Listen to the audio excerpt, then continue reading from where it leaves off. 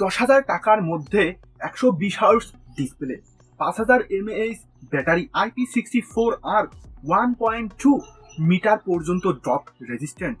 শুনলে মনে হয় প্রিমিয়াম ফিচার, কিন্তু এই সব যদি থাকে একটা এন্ট্রি লেভেলের ফোনে। আসসালামু আলাইকুম বন্ধুরা, আমি সাকিব, আপনারা দেখছেন টেকমুড সাকিব। আজকে কথা বলবো টেকনো স্পার্ক গো 3 নিয়ে। বাংলাদেশে official price 4GB plus 64GB 12,999 টাকা প্লাস ভ্যাট, আর 4GB প্লাস 128GB 14,499 টাকা প্লাস ভ্যাট। ফোনটা রিলিজ হয়েছে 15 জানুয়ারি 2026-এ। এখন দেখি এই দামে ফোনটা আসলেই কতটা জাস্টিফাইড করে। চল দেরি না করে শুরু করা যাক।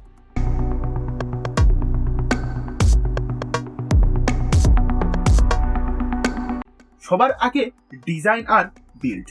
ফোনটার ডাইমেনশন 167.7 গুণিত 77.8 গুণিত 8.1 mm, মানে একটু বড় সাইজের ফোন। এক হাতে ব্যবহার করা যাবে, কিন্তু খুব কমফর্ট বলা যাবে না। বিল্ড কোয়ালিটিতে সামনে গ্লাস, পেছনে প্লাস্টিক ব্যাক ও প্লাস্টিক ফ্রেম। এই প্রাইসে এটা একদম নর্মাল, কিন্তু আসল চমক হলো ডিউরেবিলিটি।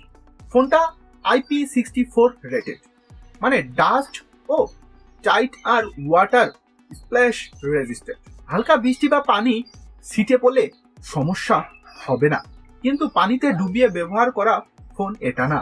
আর টেকনো বলেছে 1.2 মিটার পর্যন্ত ড্রপ রেজিস্ট্যান্ট, যা এই বাজেটে সত্যি ইউনিক। কালার অপশনের 4টা: titanium grey, link black, galaxy blue আর পার্পেল। এই দামে সবচেয়ে হাইলাইটেড ফিচার এর ডিসপ্লে। এখানে আছে 6.74 inch IPS LCD display, HD plus resolution, full HD না, তাই খুব কাছ থেকে দেখলে টেক্সট একদম শার্প লাগবে না। এটা এন্ট্রি লেভেলের ফোন হিসেবে মেনে নেওয়া যায়, কিন্তু বড় সারপ্রাইজ হলো 120 হার্টজ রিফ্রেশ রেট। এই বাজেটে 120 হার্টজ রিফ্রেশ পাওয়া সত্যি রেয়ার। স্ক্রলিং বা সাধারণ ইউজে ফোনটা বেশ স্মুথ ফিল দেবে। স্ক্রিন টু বডি রেশিও প্রায় 84%। বেজেল আছে, কিন্তু খুব বেশি চোখে পড়ার মতো না। পারফরমেন্স নিয়ে খুব বেশি হাই এক্সপেকটেশন রাখা যাবে না। ফোনটিতে আছে ইউনিসক T7250 12 ন্যানোমিটার চিপসেট। এটা একটা এন্ট্রি লেভেলের প্রসেসর, তাই হেভি গেমিং বা হাই গ্রাফিক্স এখানে স্ট্রং পাওয়া যাবে না। তবে ডেইলি ইউজে Facebook, YouTube, TikTok, browsing, online class, light game যেমন free fire low to mid সেটিংয়ে, এই কাজগুলোর জন্য পারফরমেন্স মোটামুটি ঠিক আছে। সব ভেরিয়েন্টেই 4GB র্যাম। মাল্টিটাস্কিং খুব হেভি না হলেও অ্যান্ড্রয়েড 15 প্লাস iOS 15 ভালোভাবে অপটিমাইজ থাকলে ইউজেবল এক্সপিরিয়েন্স পাওয়া উচিত। স্টোরেজ অপশন পাচ্ছেন 2টা: 4GB RAM plus 64GB storage আর 4GB RAM plus 128GB storage. ভালো দিক হলো ডেডিকেটেড মাইক্রো SSD স্লট আছে, মানে দুইটা সিমের সাথে আলাদা করে মেমোরি কার্ড ব্যবহার করতে পারবেন, যেটা বাজেট ইউজারদের জন্য বিশাল প্লাস পয়েন্ট। ক্যামেরা সেটআপ একদম বেসিক।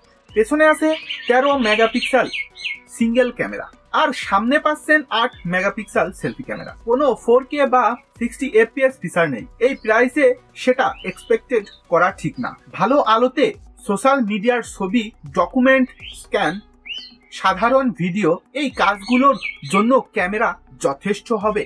ব্যাটারি সাইডে ফোনটা ভালো জায়গায় আছে। এখানে আছে 5,000 mAh battery, HD plus display আর এন্ট্রি লেভেলের চিপের কারণে নর্মাল ইউজে একদিন, লাইট ইউজে প্রায় 1.5 দিন ব্যাকআপ পাওয়া উচিত।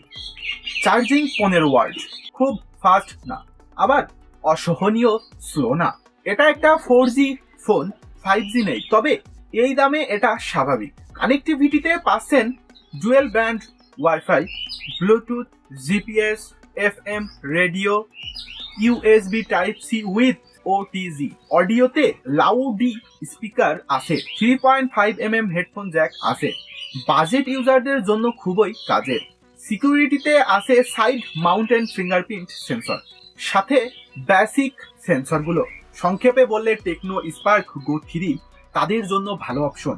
যারা চান কম দামে smooth 120 hertz refresh rate display, ভালো battery backup, durable body, basic daily use performance, কিন্তু যারা হেভি গেমিং, শক্তিশালী ক্যামেরা বা 5G চান, তাদের জন্য অন্য অপশন দেখা ভালো।